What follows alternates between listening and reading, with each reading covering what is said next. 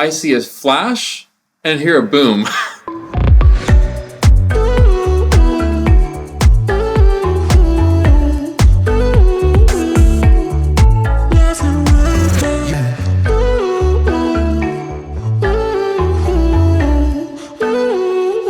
So I've been cubing since 2006, and let me tell you, that era of cubing was pretty interesting because we had like literally little to no resources, lubricants, or really had any idea like what we were doing. So back in 6th grade, I met a couple of buddies and we all started to cube together. You know, we all started off with our store brand Rubik's Cubes, and we were maxing out the beginner method as much as we could until we finally learned CFOP, and then we started to progress. So we finally discovered it was the Type A DIY kit, which was essentially the same piece type as a Rubik's Cube, but it had capped corners, no caps on the edges still, but the biggest thing was it had an adjustable screw spring core, unlike the rivets that were found on the Rubik's Cubes at that time. So out of the box, well, out of the bags, these were all DIY kits, we would assemble them and they would move a lot better than the Rubik's Cubes would, but they would pop like crazy. So this kind of led to an issue where we want to tighten down the cube so that it wouldn't pop, but at the same time, if we went too tight, it would really impact the turning. It would get kind of like bumpy as you're moving it. It just really wouldn't be a very enjoyable solving experience. So our lubricant options back then pretty much consisted of graduating from Vaseline in the Rubik's Cube, which I think we've all made that mistake at some point, to WD-40 until we reached like a CRC, heavy-duty silicone, and even something called Jigaloo, which was a Canadian silicone spray that got outlawed in the US for cancer risks. So one day, me and my 12-year-old, I think it was at the time, pals were all cubing at my mom's house, and we had noticed that during the summertime, if we would go into a restaurant to eat or leave the cube in the car at school, that we'd come out to a really looser, better feeling cube, and it would spin a lot better without having to loosen up the tensions, therefore making it more prone to popping. So we were pretty much getting the benefit of a looser tension, but without any of the drawback of popping. So we were sitting there practicing, I think it was our PLL algorithms at the time. I'll never forget this. We were sitting at my mom's kitchen table. It was me and my friend Ben, and we were sitting there just practicing our algorithms, and our cubes were kind of hitting that slow point. We had just cleaned them out. We just had put new silicone in there and just was not cutting it.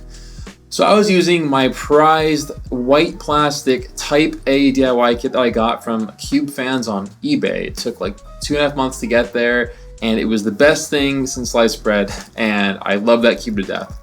Well, I decided that, with Ben, to be fair, that it would be a smart idea that if we put the cube in the microwave for just a second, it would maybe loosen it up quickly so that we wouldn't have to go and leave it in the car for a few hours, because the effects of this little hack, if you'd call it that, were pretty limited, as you can imagine. Maybe you'd get a few good solves out of it before it kind of naturally lost its internal heat and went back to normal. So anyway, we put the cube in the microwave, and we're talking, how long should we put it in there for? Is 10 seconds, 30 seconds, a minute? We kind of decided that we would try it for 30 seconds, the little default setting, and we'd go from there and see how it went.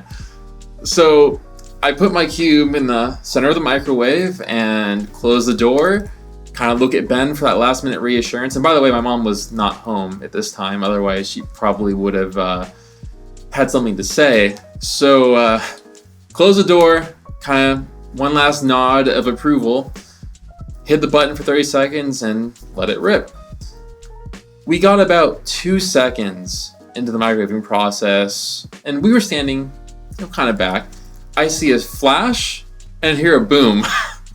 And my friend Ben and I are just screaming and run over to the microwave, open it, and just smoke billows out of the microwave.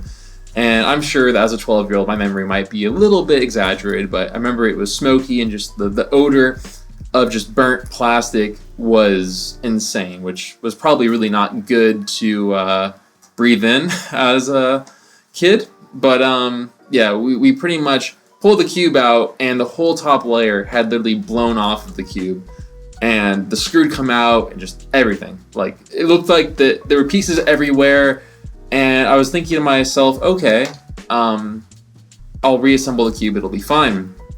Take out all the pieces, come to find out that I had like melted corners, melted edges, the centerpiece was completely deformed. It looked like a Mr. M kind of weird texture material, just taken to the extreme.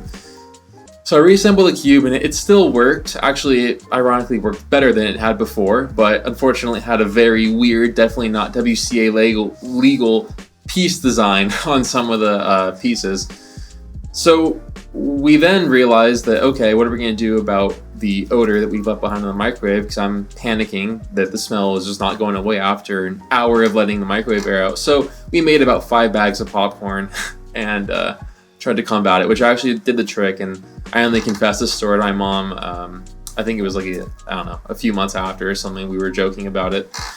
But yeah, it was definitely a lesson learned that even though the cube did improve, it was not a good idea. And that is pretty much the story of how I blew up my favorite Speedcube. Thank you all for watching. I hope that you enjoyed today's video. Head over to speedcubeshop.com if you're looking for a new Speedcube, twisty puzzle, lubricant, accessory, or just about anything else Speedcubing related.